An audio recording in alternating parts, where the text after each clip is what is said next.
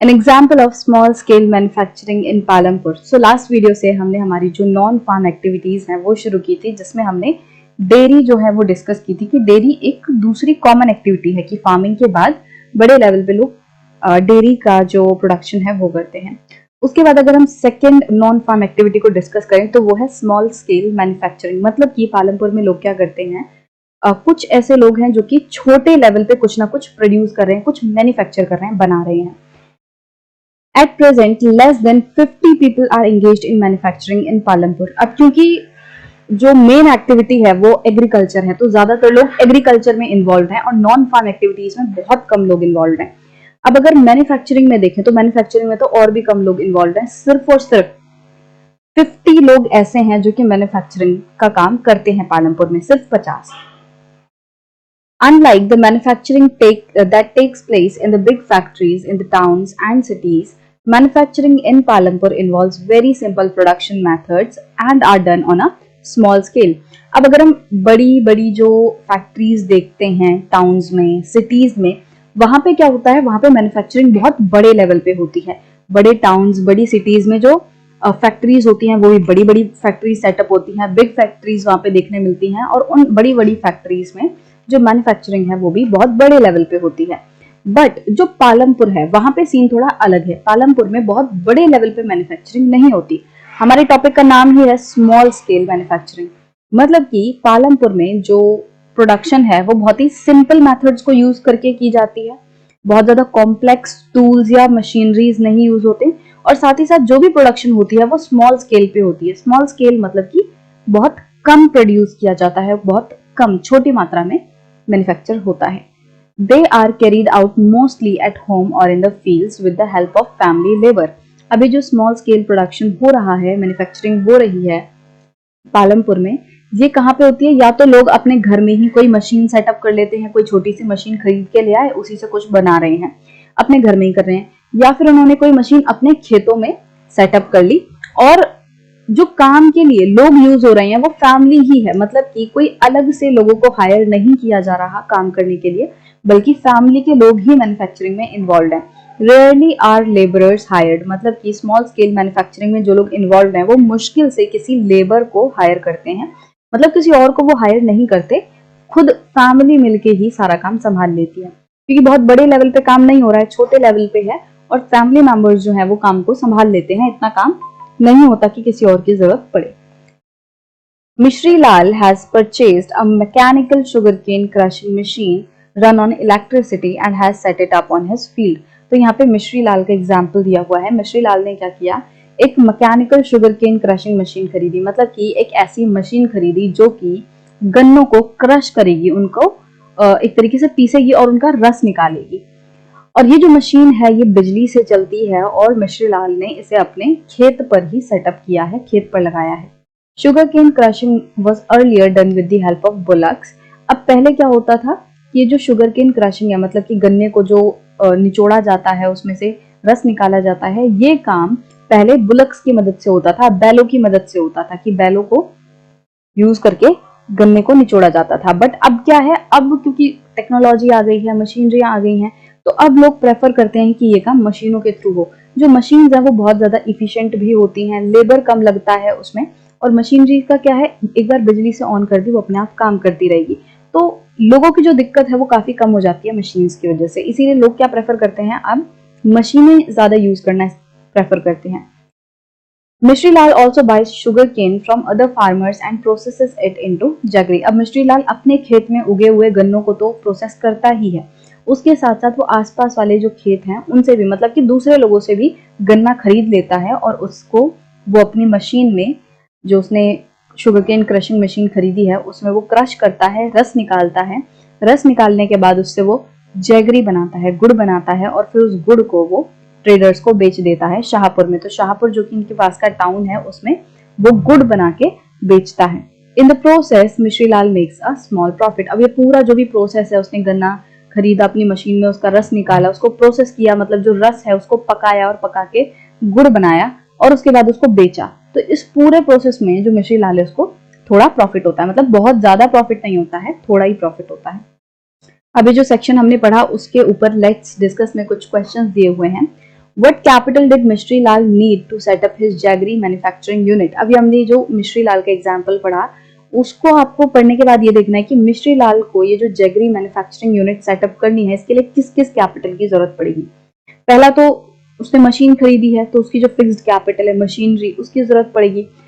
उसके साथ कुछ कैश की जरूरत भी पड़ेगी, साथ ही साथ गन्ने की जरूरत पड़ेगी। अगर शुगर केन क्रशिंग मशीन है तो शुगर केन की जरूरत तो पड़ेगी ही ताकि वो गन्ने को निचोड़ के रस निकाल सके उसका। तो वर्किंग कैपिटल में क्या आ जाएगा, गन्ना आ जाएगा। उसके साथ साथ उसको लेबर की जरूरत भी है। लेबर वो खुद का लेबर देगा, भले ही वो कहीं और से लोगों को नहीं बुला रहा, बट मेहनत तो लगेगी, तो खुद का जो लेबर है वो भी इस्तेमाल होगा। तो ये सारी जो चीजें हैं वो प्रोडक्शन की मैंने बता दी आपको, जितने भी फैक्टर्स ऑफ प्रोडक्शन यूज होने वाले हैं। बट यहाँ पे मेनली कैपिटल की बात की है तो कैपिटल में आप फिजिकल एंड जो फिजिकल कैपिटल है मतलब कि fixed capital and working capital उन दोनों को ही कंसिडर करो। फिजिकल कैपिटल में क्या आ गई, उसकी मशीनरी आ गई, और वर्किंग कैपिटल में कैश आ गया, उसका जो गन्ना है वो आ गया। तो ये मतलब मेन ये चीजें हैं। उसके बाद नेक्स्ट क्वेश्चन है who provides the labour in this case. तो अभी जस्ट मैंने बता दिया कि लेबर जो है वो मिश्रीलाल खुद और मिश्रीलाल की फैमिली प्रोवाइड करती है। Can you guess why Mishrilal is unable to increase his profit. तो आप मतलब अंदाजा लगा सकते हो कि क्यों मिश्रीलाल जो है वो सिर्फ स्मॉल प्रॉफिट कमा रहा है, बहुत ज्यादा प्रॉफिट नहीं कमा रहा। तो इसका एक रीजन तो ये है कि मिश्रीलाल के पास अभी मशीन एक ही है, एक ही मशीन है तो कम काम होगा, बहुत ज्यादा गुड़ नहीं बना पाएगा। ठीक है, बहुत छोटे लेवल पे वो सब काम कर रहा है। अगर लेवल को बढ़ाएगा, 2-4 मशीनें सेटअप करेगा और ज्यादा लोगों से गन्ने खरीद के रस निकालेगा और गुड़ बनाएगा तो गुड़ भी ज्यादा बनेगा और वो प्रॉफिट बढ़ा पाएगा। बट अभी दिक्कत ये कि बहुत छोटे लेवल पे हो रहा है। एक कॉन्सेप्ट होता है इकोनॉमीज ऑफ स्केल, जिसमें ये होता है कि हम जितना ज्यादा प्रोड्यूस करते हैं कभी कभी हमें उतना ही ज्यादा फायदा होता है। मतलब कि जितना बेस्ट वे से हम रिसोर्सेज को इस्तेमाल करते हैं उतना हमें प्रॉफिट मार्जिन ज्यादा होता है। तो अगर मिश्रीलाल बहुत छोटे लेवल पे करेगा तो उसका प्रॉफिट कम रहेगा, बल्कि वहीं अगर वो 2-4 मशीनें सेटअप करके और ज्यादा बढ़ाता जाएगा तो उसको जो प्रॉफिट है वो भी इंक्रीज होगा। पर अभी मिश्रीलाल के पास इतना पैसा नहीं है कि वो नई नई मशीनें खरीद सके, तो वो एक रीजन है कि वो भी प्रॉफिट इंक्रीज नहीं कर पा रहा। अब इसके साथ साथ जो मिश्रीलाल है उसके अपने एक्सपेंसेस भी हैं, और जैसे जो मशीनरी है वो बिजली पे चलती है तो उसको बिजली का पैसा जो है वो भी निकालना पड़ता है, उसकी कॉस्ट भी आती है ना। तो ये सारी चीजें मिला के उसको जो प्रॉफिट है वो कम होता है। और मेन रीजन यही है कि क्योंकि बहुत छोटे लेवल पे है, प्रोडक्शन बहुत कम है, उसका खुद का जो खेत है वो मान लो बहुत ज्यादा बड़ा नहीं है, और उस छोटे खेत पे जितना भी प्रोडक्शन होगा वो कम ही होगा। और आसपास के लोग भी मतलब अगर वो बेच भी दें तो क्योंकि एक ही मशीन है मिश्रीलाल के पास तो वो उसको उतने अच्छे से प्रोसेस नहीं कर पाएगा।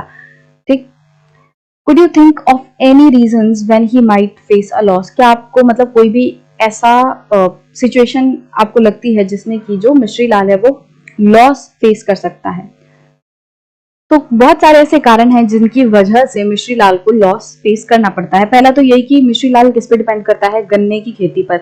अगर किसी साल मान लो बारिश नहीं हुई और गन्ने की खेती खराब हो गई तो गन्ने ही जब सही से प्रोड्यूस नहीं होंगे तो बहुत कम जो मिश्रीलाल है वो बहुत कम गन्नों को प्रोसेस कर पाएगा और बहुत कम अमाउंट में गुड़ बनेगा, जिससे कि उसका जो मार्जिन है वो बहुत कम हो जाएगा या वो लॉस भी फेस कर सकता है। दूसरा, मिश्रीलाल टोटली डिपेंड किस पे कर रहा है अपनी प्रोडक्शन के लिए, मशीन पे। अब मान लो मशीन में कोई खराबी आ गई कि वो अच्छे से काम नहीं कर रही या फिर पूरी तरीके से खराब हो गई है तो भी मिश्रीलाल का जो एक तरीके से मैन्युफैक्चरिंग यूनिट है वो ठप पड़ जाएगी, स्टॉप हो जाएगी और उसको लॉस फेस करना पड़ सकता है।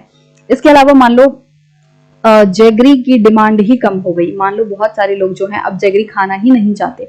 अब जब जैगरी कोई खरीदेगा ही नहीं तो मिश्रीलाल बेचेगा किसे, तो उसकी वजह से भी मिश्रीलाल को लॉस हो सकता है कि उसका माल जो है मतलब जो उसने प्रोड्यूस किया है जैगरी, अगर वो बिकेगा ही नहीं तो वो भी लॉस में पड़ सकता है।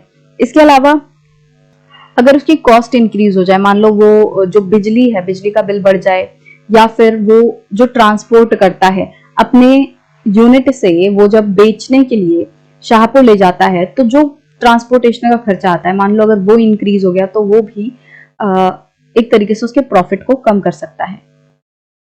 इसके अलावा गुड जो है वो एक ऐसी चीज है जिसको कि आपको बहुत सेफ्टी से रखना पड़ेगा, स्टोरिंग इसकी थोड़ी मुश्किल होगी कि अगर थोड़ा भी गीला हो गया या कीड़े लग गए, चींटी लग गई तो इसको संभालना बहुत मुश्किल है।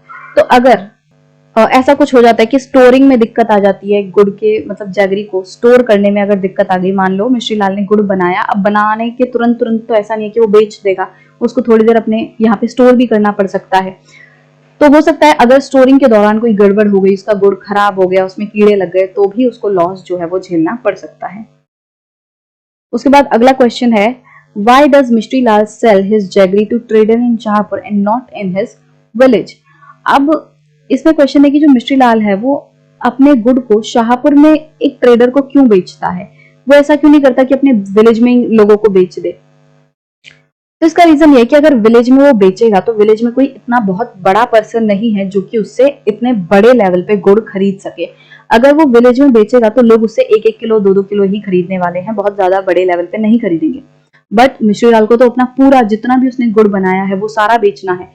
अगर वो लोगों को बेचने लगेगा तो लोग बहुत थोड़ा खरीदेंगे और उसकी सारी बिक्री नहीं हो पाएगी।